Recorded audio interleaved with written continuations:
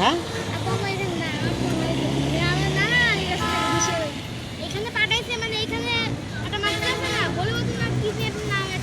বলি তো হ্যাঁ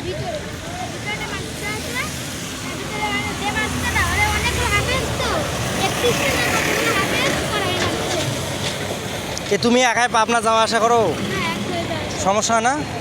এরে সর্বনাশ। দাঁড়াও দাঁড়াও দাঁড়াও দাঁড়াও তোমার বাবা মা নাই? তোমার যদি পাবনা নাই আমার দেশে হইতো তাহলে তোমার সাথে করে লয়ে যেতাম আমি, কিন্তু আর তুমি একলাই না আমি একলাই না। পাবনা কোন দেশে? পাবনা কোন দেশে?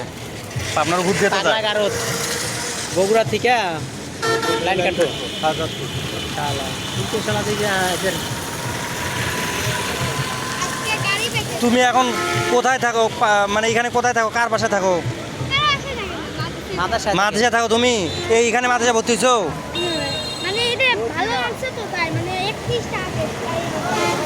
তোমাকে লেখাপড়া খরচ কে দেয়?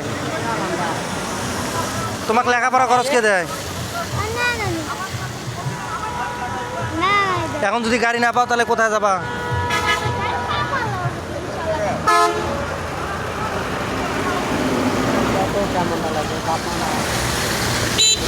সবাই দেখতে পাচ্ছেন এই ছেলেটার বাপ মা নাই। হ্যাঁ, এ হচ্ছে পাবনাতে যাবে একাই, ঢাকা থেকে পাবনাতে যাবে একাই। আসলে বলার আমি ভাষাটা খুঁজে পেলাম না। আমার বাসা যদি আসলে পাবনায় হতো তাহলে হয়তোবা তাকে হয়তোবা সাথে নিয়ে যেতে পারতাম। আসলে ছেলেটার মুখটা দেখে আমার খুব কষ্ট লাগলো।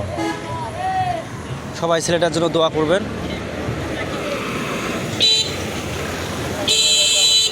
আসলে ছেলেটা অনেকক্ষণ থেকে দাঁড়ায় আছে কিন্তু গাড়ি পাচ্ছে না আজকে।